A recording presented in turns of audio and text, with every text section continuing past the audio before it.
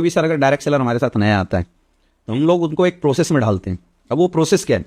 सबसे पहला चीज़ है उसको प्लान करने आना चाहिए। एक तो इनिशियल स्टेज पे शुरुआती दौर में क्या होता है, अपलाइन साथ में जाके प्लान करते हैं, बट वो फ्यूचर नहीं है। फ्यूचर बनाना है तो जितना जल्दी हो सके आप उस संस्था के प्लान को सीख जाइए। आपके पास प्रोडक्ट की पूरी नॉलेज होनी चाहिए। दो, प्लान की डिलीवरी सिस्टम जो आपके अंदर है वो पूरा परफेक्ट होना चाहिए। ठीक है। तीसरी चीज़, जल्दी जल्दी आप ट्रेनिंग सिस्टम के साथ अटैच होइए, क्योंकि ट्रेनिंग सिस्टम अटैच होने के बाद बहुत सारी नॉलेज धीरे धीरे आनी शुरू हो जाती है। प्रैक्टिकल नॉलेज, मेंटल जो एजुकेशन होती है, मेंटल ठहराव कैसे होता है, ये सारी चीज़ें उसके दिमाग में आनी शुरू हो जाए। दो चीज़ें हैं, पहला प्लानर एक अच्छा बन जाए, दूसरा ट्रेनिंग के सिस्टम के साथ वो अटैच हो जाए, और तीसरा चीज़ जिसको उसने मेंटर बनाया, किसी को भी ABCD कोई भी मेंटर हो सकता है जो भी अपलाइन है, उसकी गाइडलाइन वो प्रॉपर काम करता है।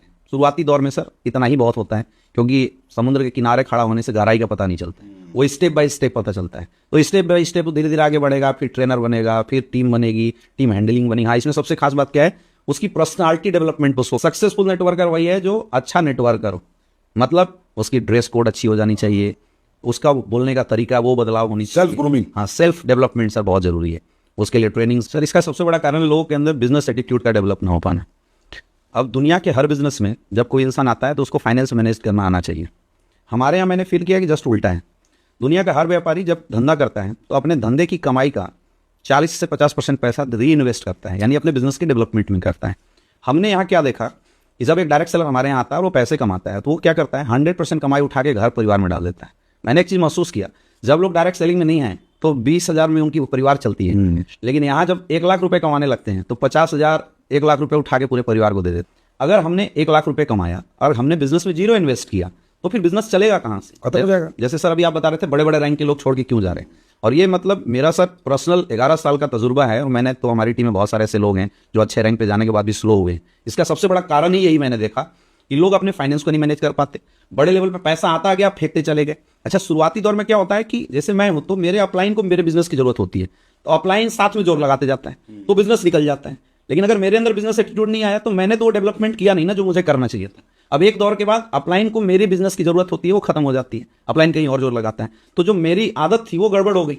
तो मैं बिजनेस में जोर लगाने के लिए जो फाइनेंस था उसको जब प्रॉपर मैनेज नहीं किया तो मैं ग्राउंड में नहीं जाऊंगा, मैं लोगों से मिलूंगा नहीं, मैं ट्रेनिंग मीटिंग नहीं करूंगा। धीरे धीरे फिर बिजनेस जो यहाँ टॉप लेवल पे पहुंचा 40-50 हज़ार की चेक पे था, वो धीरे धीरे स्लो हो जाता है। इसका मैंने एक सोल्यूशन बताया जो सर मैं चाहूंगा कि आज लोगों को बताया जाए। दुनिया में बोला जाता है 6 बकेट फॉर्मूला आपको अपनाना चाहिए।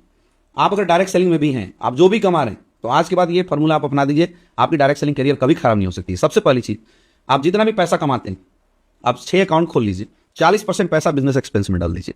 यानी 10,000 की चेक आई तो 4,000 रुपये आप उठा के अपने बिजनेस अकाउंट में डालिए, जहां से आपके टूर, ट्रेवल्स, जाना आना और बिजनेस रिलेटेड जो भी एक्सपेंस है आप उसको मैनेज कीजिए। कब तक? जब तक आप एटलीस्ट कैपिंग अचीवर नहीं हो जाते हैं, तब तक ये काम करना ही पड़ेगा। क्योंकि एक दौर आता है कि धंधा हमसे मांगता है और फिर एक दौर आता है कि धंधा कम मांगता है, पैसा ज्यादा देता है। तो तब तक जब तक हमारा बिजनेस स्टेबल ना आ जाए, यानी हमारे यहाँ अगर देखें तो कैपिंग अचीवर, फैमिली के ऊपर आप 20 से 25% का पैसा इन्वेस्ट कीजिए। यानी अगर हम 1 लाख रुपए कमा रहे हैं तो परिवार को बताना है कि भैया 25,000 में जिंदगी चलाओ। डायरेक्ट सेलर यही गलती करते हैं, परिवार को 1 लाख में जिंदगी चलाओ वाली आदत दे दे रहे हैं, तो उनके पास कुछ बचता नहीं, बिजनेस चलाने के लिए खत्म, बिजनेस चलाने के लिए पैसा बचा नहीं। तीसरी चीज जो डायरेक्ट सेलर को तोड़ रहा है आज के समय में, डायरेक्ट सेलर के पास कुछ भी सेविंग अपनी नहीं होती। तो मैं बोलता हूं 10% पैसा आप सेव कर लो, उससे क्या 10,000 कमा रहे, 1,000 रुपए हमने सेव कर लिया, तो उससे क्या इन फ्यूचर अगर बिजनेस में कभी कोई प्रॉब्लम आई तो वो सेविंग उठा के आप बिजनेस में इन्वेस्ट कर देंगे। 10% आप अपनी हेल्थ के लिए रखिए, क्योंकि कई जगह मैंने ऐसा भी देखा, सब कुछ अच्छा चल रहा था लेकिन उस घर में एकाएक किसी की प्रॉब्लम आई, 4-5 लाख रुपए खर्च हो गया, वो टूट जाता है। क्यों ऐसा हुआ? क्योंकि हमने प्री प्लान नहीं किया। तो पहला 40% पैसा हमने बिजनेस में डाल दिया, 20 to 25% पैसा हमने परिवार के लिए दे दिया, 10% पैसा हमने सेविंग में डाला, 10% पैसा हमने मेडिक्लेम के लिए, 80%। हाँ, अब 10% पैसा सर देते हैं एजुकेशन के लिए। ये बहुत जरूरी है, सेल्फ डेवलपमेंट। जैसे ट्रेनिंग्स होता है, मीटिंग्स होता है, तो उसमें जाने के लिए हमें पैसे चाहिए, किताबें खरीदनी है, तो 10% पैसा एजुकेशन पे बचा। 5% पैसा, वो 5% पैसा होना चाहिए डोनेशन के लिए, क्योंकि वो बहुत बड़ी ताकत है जो लोग करते नहीं है लेकिन करना चाहिए। मैं बोलता 100 रुपये कमा रहे हो तो आप 1 रुपया ही डोनेट करो, लेकिन करो जरूर।